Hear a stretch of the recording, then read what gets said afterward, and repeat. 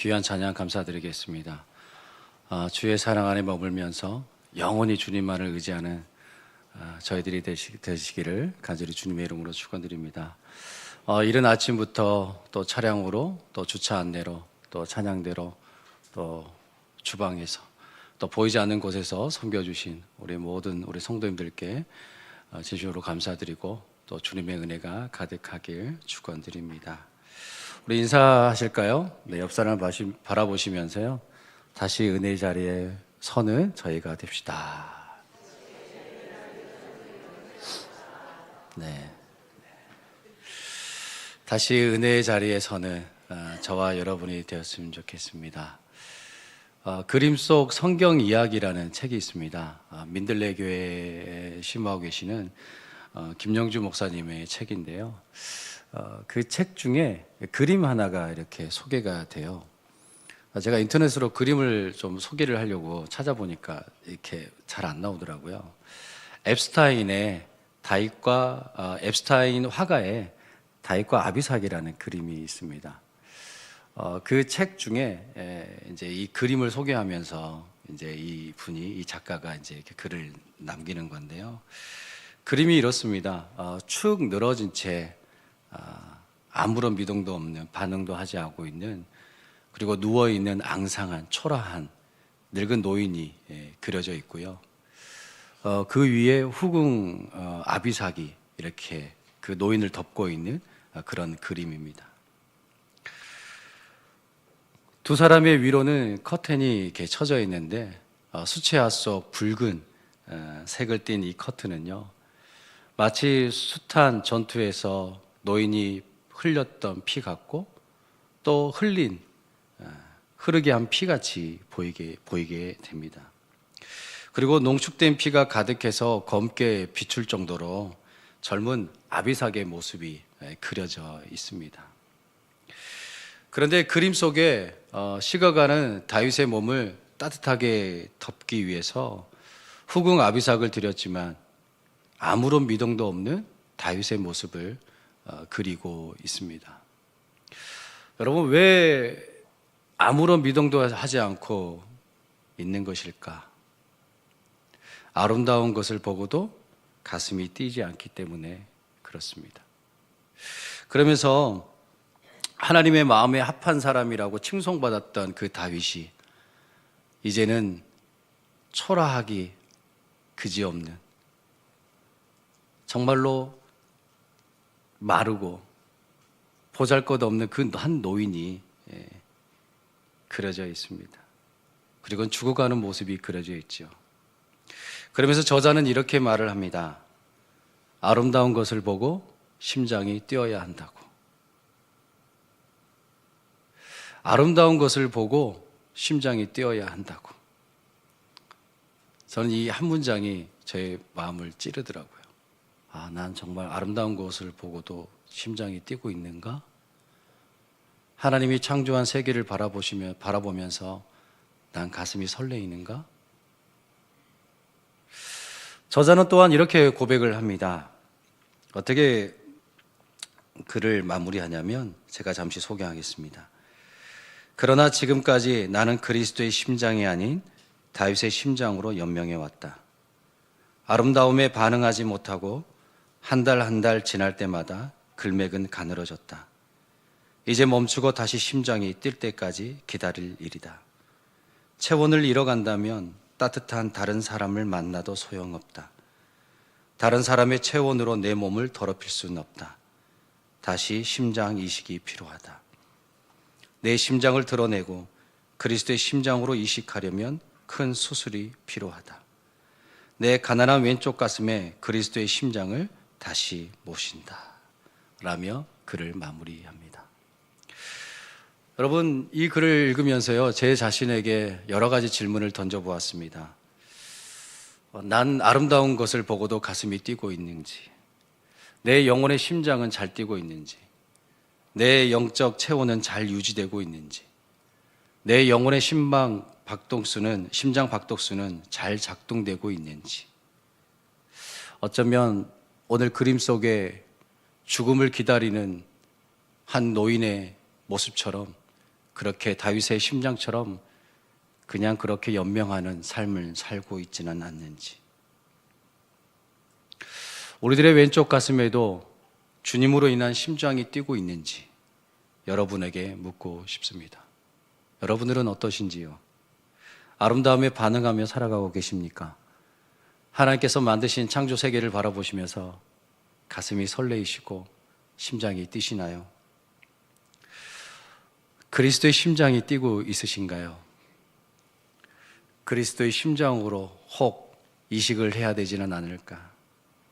그 영혼의 수술실이 필요하지는 않을까 생각을 해봅니다. 그 영혼의 수술실, 그곳이 어디일까요? 바로 은혜의 자리입니다. 오늘 말씀을 통해서 은혜의 자리에 서는 그런 귀한 시간이 되기를 간절히 소망합니다. 오늘 다시 은혜의 자리에 선 한 사람을 마주하게 됩니다. 바로 야곱이지요. 그리고 그 은혜의 자리에서 다시금 야곱의 심장이 뛰는 것을 우리는 말씀을 통해 오늘 목격할 수가 있습니다. 야곱은 자신이 별인 줄 알았습니다. 자신이 스스로 길을 비추며 그렇게 살아왔고 또 살아갈 수 있다고 믿었던 인생이 바로 야곱이었습니다.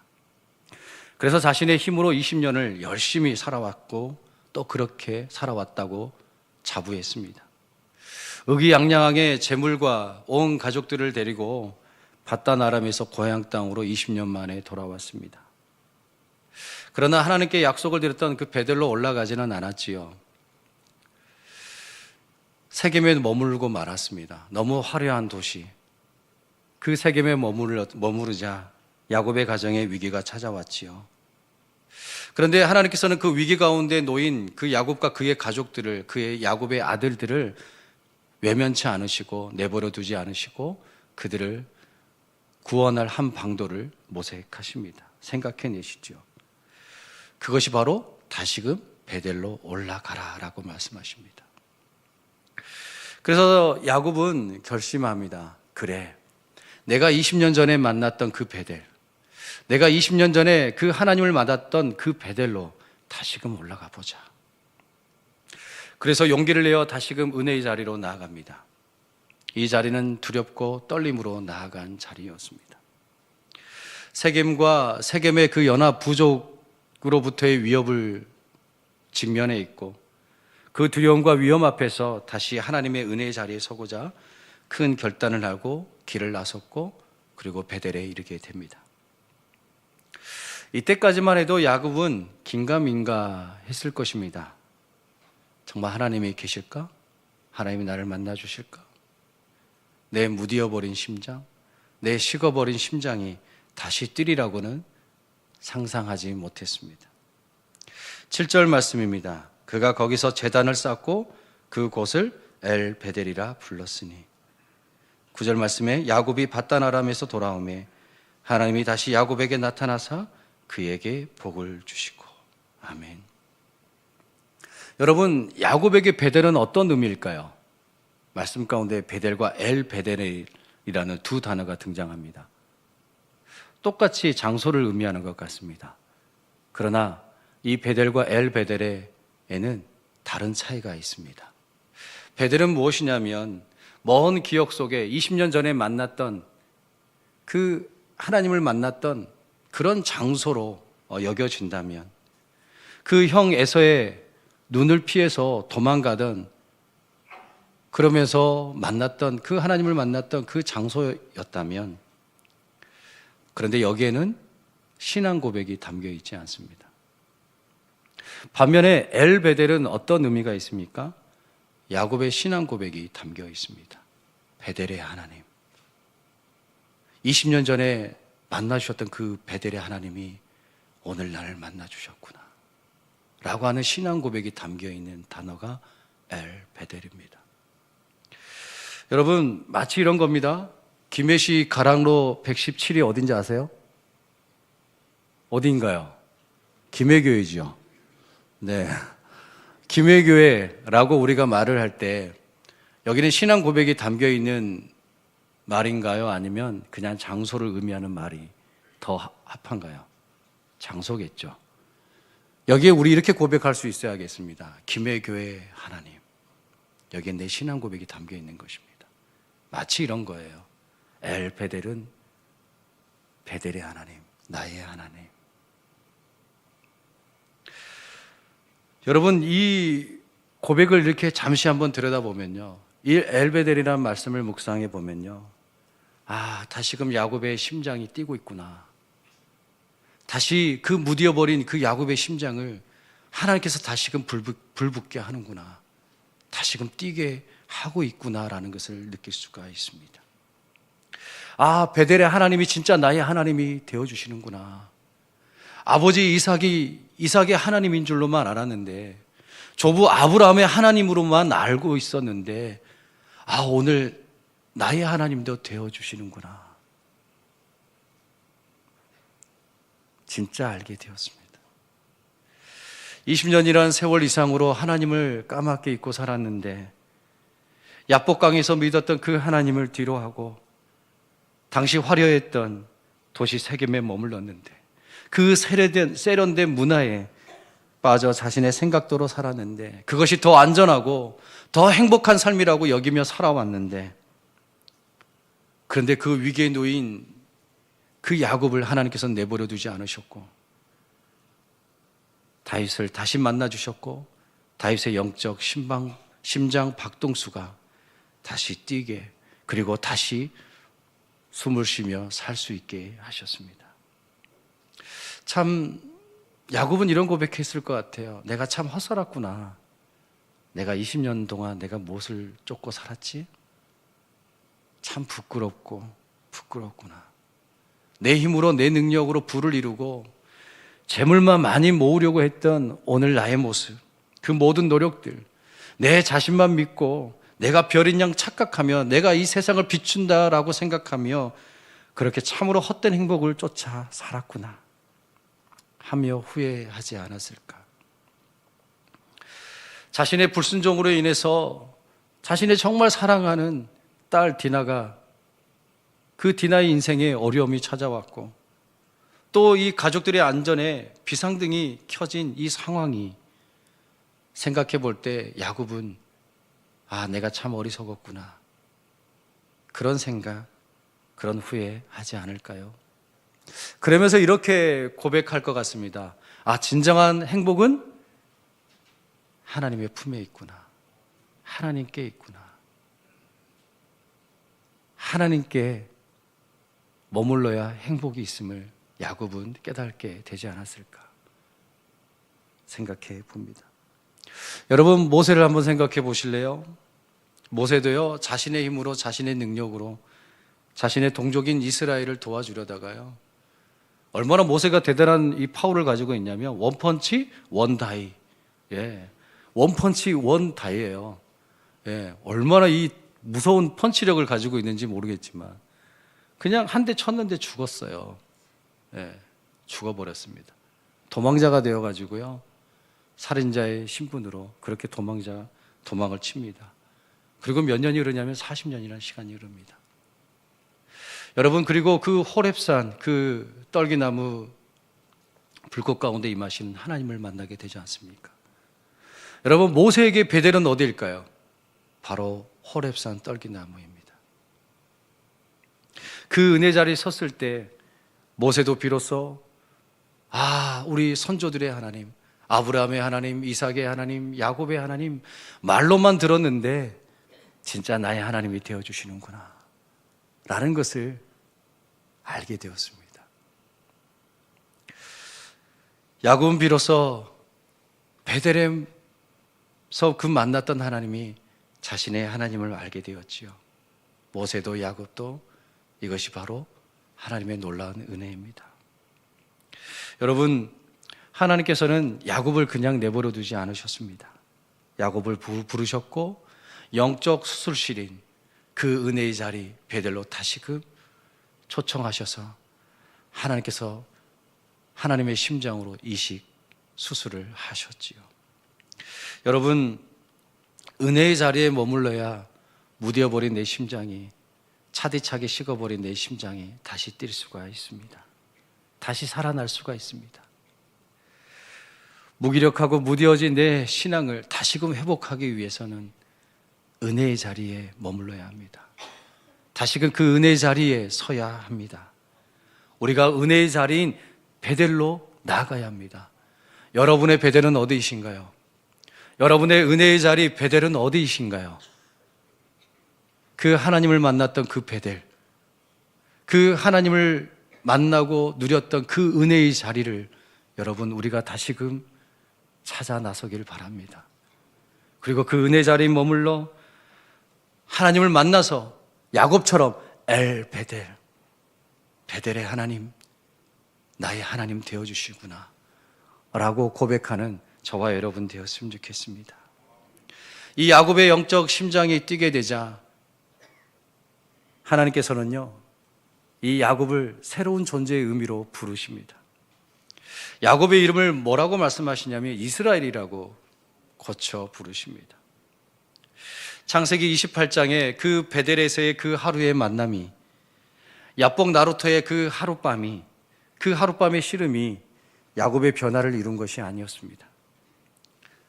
그 한순간 한순간 한순간 한순간이 다 집약되고 다 모여져서 함축되어서 다시 은혜의 자리, 그 베델의 자리에 설 때 진정한 변화에까지 이룰 수 있었습니다.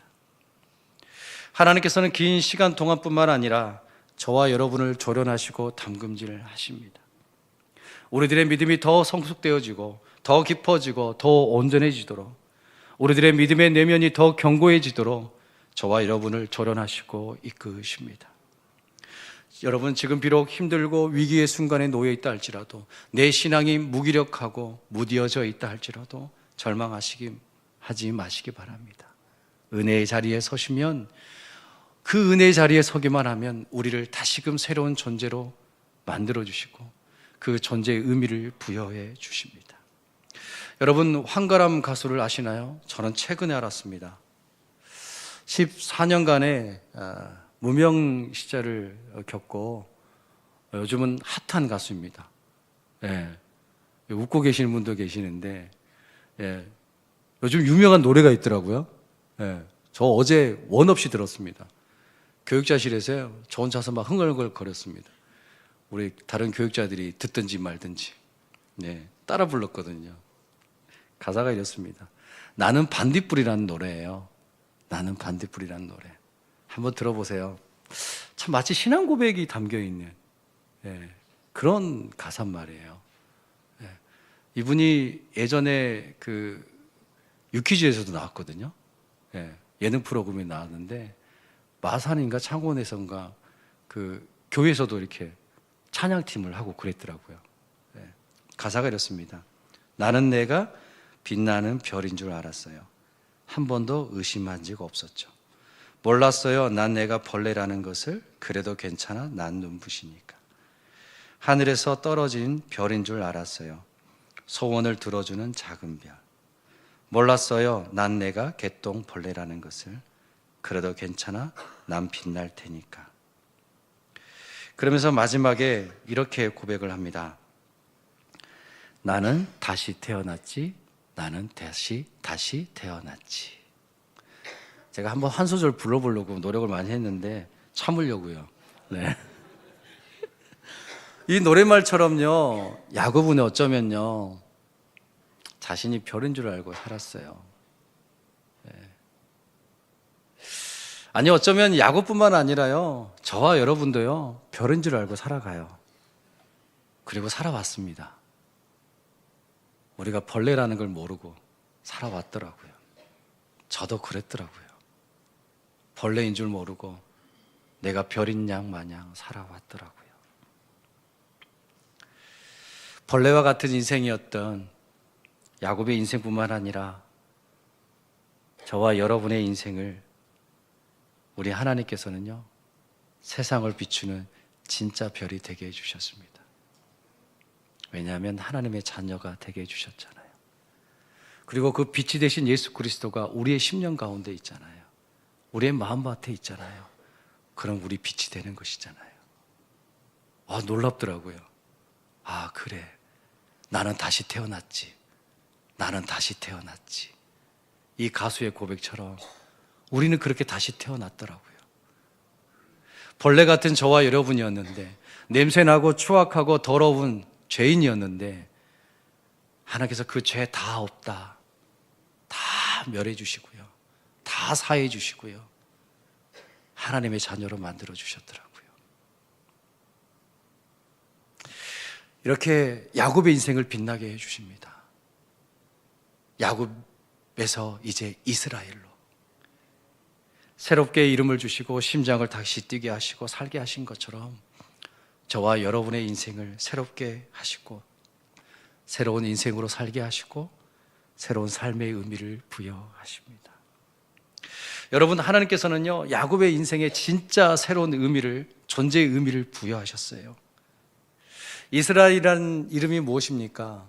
원래 야곱은 이 사기꾼, 발 뒤꿈치를 잡은 자, 이런 의미잖아요. 근데 이스라엘이라는 이름은요, 하나님이 위하는 사람, 하나님이 그를 위해 싸우는 사람, 그게 이스라엘이더라고요. 하나님이 이제 야곱을 위해서 친히 싸우시고요, 이제 하나님이 야곱을 위해서요, 내가 너의 인생을 책임질 거야, 내가 너를 붙들어 줄 거야, 내가 너를 지켜줄 거야, 내가 너를 위해서 직접 싸워줄 거야 라고 말씀하십니다. 마치 이런 거잖아요. 아이가 아빠 손을 붙들고 가면 기가 사는 거잖아요. 자기를 괴롭히는 친구들 앞에서도 당당하게 아버지가 있으니까. 마치 지금 하나님께서 이렇게 말씀하시고 있는 거예요. 야곱아, 이제 이스라엘이야.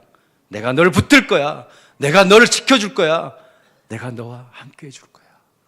이런 새로운 존재의 의미를 부여해 주십니다.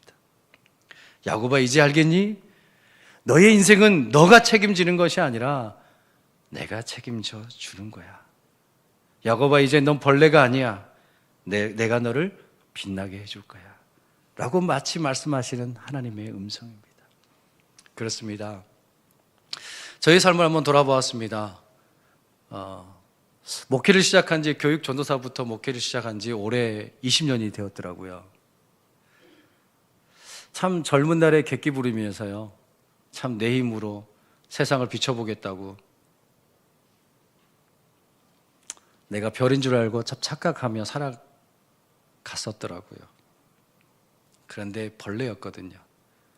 벌레였던 저를 하나님께서 하나님의 자녀로의 존재로 부여해 주셨고요, 이것도 너무 감사한데 목회자로 불러주셔서, 그래도 부족하고 연약하지만 20년의 세월 속에 목회자로 빛나게 해주셔서 얼마나 감사한지 참 말씀 준비하면서 너무 감사했습니다. 여러분, 저뿐만일까요? 아니죠.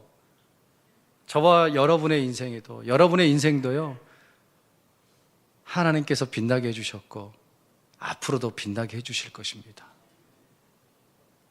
그렇게 하나님께서 빛나게 해주실 거예요. 주님을 붙들고 주님으로 인해서 세상을 비추는 존재가 되길 간절히 소망합니다. 그 은혜의 자리에 머문 야곱에게요, 하나님께서는 존재의 이유를 밝혀주십니다. 그 존재의 이유가 뭘까요? 새로운 존재가 되게 해주셨는데 이제는 새로운 존재로서 저 소망을 바라보며 걸어가라라고 말씀합니다. 존재의 이유를 말씀해 주세요. 하나님의 약속의 길을 걸어가라고 말씀하시고, 뭐라고 말씀하시냐면 11절 12절 말씀이에요. 우리 함께 말씀을 읽겠습니다. 하나님이 그에게 이르시되 나는 전능한 하나님이라.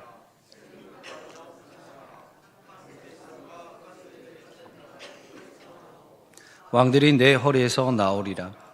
내가 아브라함과 이삭에게 준 땅을 내게 주고 내가 내 후손에게도 그 땅을 주리라 하시고. 아멘. 여러분, 어떤 존재의 이유일까요? 한번 말씀을 들여다볼게요. 여러분, 창세기 28장 3절에 야곱이 바단 아람으로 이제 형 에서의 눈을 피해서 도망을 갈 때 이삭이 할 수 없이 이제 야곱을 보내지 않습니까? 근데 28장 3절에 이 야곱을 축복하면서요, 이삭이 야곱을 축복하면서 뭐라고 축복을 하냐면 전능한 하나님이 너에게 복을 주시고 너와 함께 해 주실 거야, 너를 지켜주실 거야, 이렇게 말씀하시거든요. 이때 이삭이 야곱에게 전능한 하나님이라고, 엘샤다이 하나님이라고 고백을 해요. 근데 오늘 말씀 가운데 하나님이 야곱에게 나타나셔서 뭐라고 말씀하시냐면 나는 엘샤다이다 라고 말씀하세요. 나는 전능한 하나님이다 라고 말씀하세요. 마치 이렇게 말씀하고 있는 거예요. 야곱아, 내가 20년 전에 아버지 이삭을 통해서, 너희 아버지 이삭을 통해서 너와 함께 한다고 했지? 오늘 여기까지도, 아니 앞으로도 너와 함께 할 거야 라고 말씀하고 있는 것 같아요. 20년 전에도 너와 함께 하겠다고 내가 말했던 것처럼 오늘 여기도 내가 너와 함께 하고 있고 너를 붙들고 있고 너를 한 번도 놓치지 않고 있어. 내가 너를 한 번도 놓치지 않고 너를 붙들고 있어. 넌 내 거야. 내가 책임질 거야 라고 말씀하고 있는 것 같습니다. 그러면서 구체적으로 더 말씀하고 있죠. 내 허리에서 백성들이 총에서 내게서 나오고 왕들이 내 허리에서 나오며 조부 아브라함과 아버지 이삭에게 했던 그 땅을 너에게도 너희 후손에게도 내가 주마. 그렇게 약속을 하시면서요 소망을 주시잖아요. 그래서 뭐라고 합니까? 믿음의 가문을 뛰어넘어서요 민족을 이루어가고 나라를 이루어가라라고 말씀하고 있잖아요. 미래를 보게 하시고 소망을 품게 하시는 하나님, 그 소망을 붙들고 살아가라라고 야곱에게 말합니다. 야곱에게 이야기하고 있습니다. 새로운 삶의 이유를 부여해 주고 계시는 것이죠. 여러분, 하나님께서는요 다시 이 야곱에게 은혜 자리에 머물게 하시고, 그리고 이 야곱의 심장을 다시 뛰게 하시고, 그리고 세상을 비추는 존재로 삼아주시고, 이것도 감사한데 새로운 삶의 이유를 부여해 주셨습니다. 바로 한 문장으로 얘기하자면 뭘까요? 하나님의 나라를 이루어가라는 거죠. 너의 삶 가운데, 너의 앞으로 후손의 삶 가운데서도 하나님의 나라를 이루어가라 라고 말씀하고 있는 것이죠. 저와 여러분에게도 말하고 있는 거 아닐까요? 이제 내가 너를 위해 싸우고 너를 통해 민족을 이루며 나라를 이루겠다라고 하나님께서는 야곱에게 약속하시면서 그렇게 하나님의 나라를 이루어가는 너와 너의 후손들이 되었으면 좋겠다라고 말씀하십니다. 여러분, 저와 여러분에게도 동일하게 하나님께서 말씀하고 계셔요. 하나님의 나라를 이루어가는 너희들의 삶이 되었으면 좋겠다. 말로만이 아닌 진짜 사랑의 삶으로 살아갔으면 좋겠다. 소금으로 빛으로, 말로만 소금으로 살겠다, 빛으로 살겠다 말로만 하지 말고 진정하게 너희들의 삶 가운데 소금으로 빛으로의 착한 행실로 하나님 아버지께 영광 올려드리는 그런 삶을 살아가라라고 주님이 오늘 말씀하고 계시는 겁니다. 하나님의 나라를 이루며 한번 살아가 보십시다. 여러분, 한국교회가 어디까지 추락하는지 모르겠습니다. 마음이 너무 아픕니다. 여러분, 교회가요 세상 사람들에게 지탄거리가 되어버렸고 걱정거리가 되어버리니까 너무 오래되었습니다. 교회가 세상을 비추며 교회로서의 모습을 보여줘야 하는데, 근데 이 땅 가운데 하나님의 나라를 이루어 가야 함에도 불구하고요 교회가요 밉상이 되어버렸어요. 혐오 종교, 그렇게 세상 사람들에게는 비춰지고 있습니다. 어디서부터 잘못될까요? 교회가 교회 존재의 이유로서 살아가야 하는데 그렇지 못했기 때문이겠죠. 뭐 교회만일 문제일까요? 저희들의 삶도 한번 들여다봐야겠죠.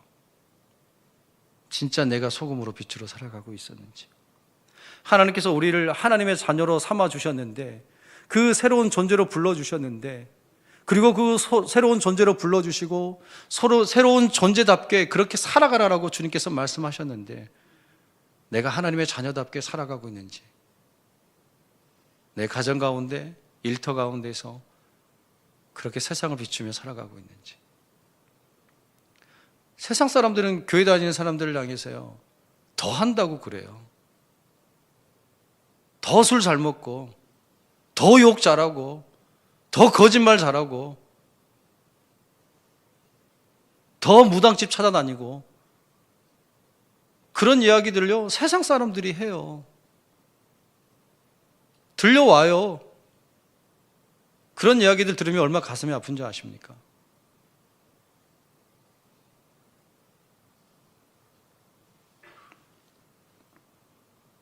한국교회를 대변하는 저희들입니다.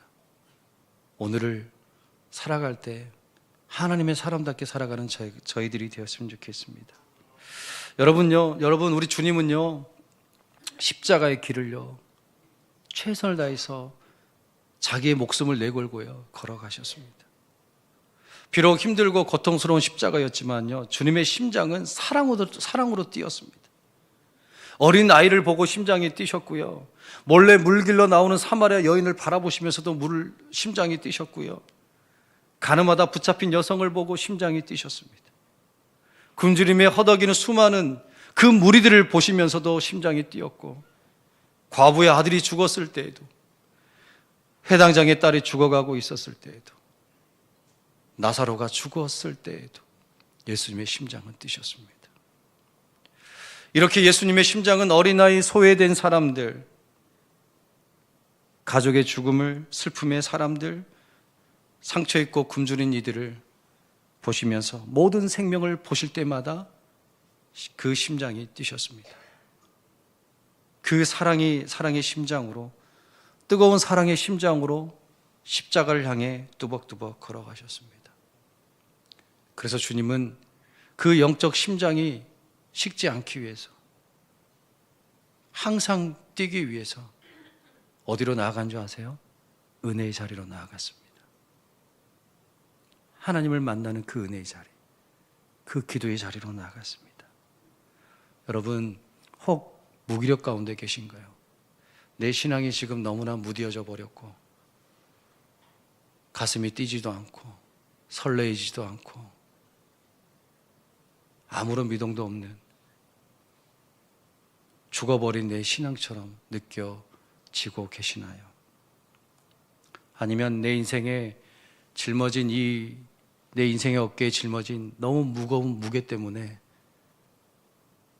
그냥 하루하루 살아내기도 너무 벅차서 하나님을 생각할 여유도 없으신가요? 다시금 은혜의 자리에 머물기를 원합니다. 다시금 용기 내어 다시금 살게 하시는 그 하나님을 붙들고 살아가는 저와 여러분이 되시기를 간절히 소망합니다. 말씀 마치겠습니다. 1월 20일에요, 미국 47대 대통령으로 트럼프 대통령이 취임을 했습니다. 이때 이 취임식에요, 프랭클린 그레이엄 목사님이 기도를 했는데, 그 기도 중에 이런 고백을 합니다. 그 기도 중에 이런 기도를 하는데요, 잠시 일부를 제가 소개하겠습니다.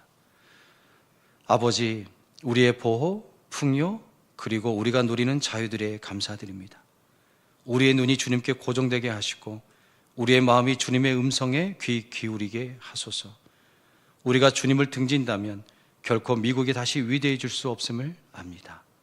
주님의 도움을 간구합니다.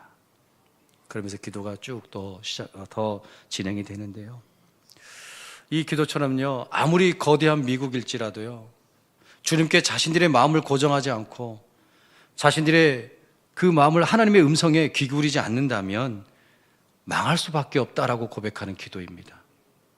그렇죠? 이 기도의 고백처럼 마음이 고정되고 하나님의 음성에 귀 기울이는 자리가 어디일까요? 바로 은혜의 자리입니다. 이 은혜의 자리에 머물러야 흥망성쇠가 달려 있어요. 우리의 행복이 하나님께 달려 있어요. 다시금 은혜 자리에 나갔으면 좋겠습니다. 은혜 자리에 머물러서 하나님께 고정되기를 원합니다. 아니, 그 은혜 자리에 떠나지 않기를 원합니다. 은혜 자리에 멈춰서서 우리들의 마음과 시선을 하나님께 고정하고 하나님께 집중하고 하나님께 나아가는, 그래서 야곱과 같이 복을 누리는 저와 여러분의 인생이 되시기를 주님의 이름으로 간절히 축원드리옵나이다. 아멘. 기도하시겠습니다. 사랑과 은혜의 하나님, 심장이 뛰지 않습니다. 무디해져 버렸습니다. 식어버렸습니다. 아름다움을 느끼지도 못하고 하나님의 은혜들을 발견도 못하고, 아니 깨닫지도 못하고, 점점 영적인 변화도 갈망도 없는 무딘 신앙이 되어버렸습니다. 하나님의 도움도 하나님의 은혜도 갈급하지 않는 무딘 믿음이 되어버린 것 같습니다. 주님, 저희들을 용서해 주시옵소서. 다시금 은혜의 자리에 머물러 내 신앙이 꿈틀거리고 내 영적 심장이 요동치며 하나님께서 새로운 존재로서의 의미를 인식하며 날마다 하나님의 나라를 이루는 저희들의 삶의 자리자리, 저희들의 삶이 되게 하여 주옵소서. 예수님의 이름으로 기도하옵나이다. 아멘. 우리 함께 이 시간 오직 예수뿐이네 함께 찬양하겠습니다.